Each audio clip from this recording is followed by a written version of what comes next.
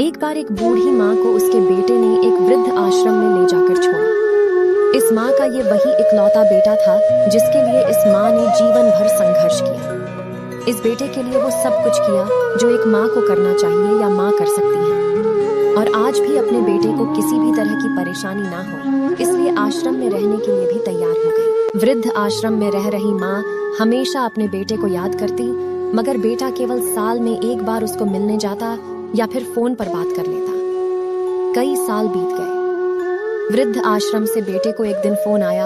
उन्होंने कहा, बेटा जल्दी से आश्रम आके अपनी माँ से मिल लो, वो बहुत सीरियस है। बेटा जब अपनी बीमार माँ के पास पहुंचा तब वह अपनी आखिरी सांसें गिन रही थी। बेटे ने अपनी माँ से उसकी आखिरी इच्छा पूछते हुए कहा, माँ मैं तुम्हारे लिए क्या कर सकता हूँ बताओ। माँ ने कहा, बेटा इस आश्रम में गर्मी और मच्छर बहुत ज्यादा है, यहाँ पर कुछ पंखे लगवा देना। फ्रीज ना होने की वजह से यहाँ पर हम बूढ़ों को कई बार भूखे पेट ही सोना पड़, क्योंकि किसी ने दिया हुआ खाना खराब होने से नहीं बचा पाते। तो इस आश्रम के लिए 1-2 फ्रिज भी खरीद कर दे देना।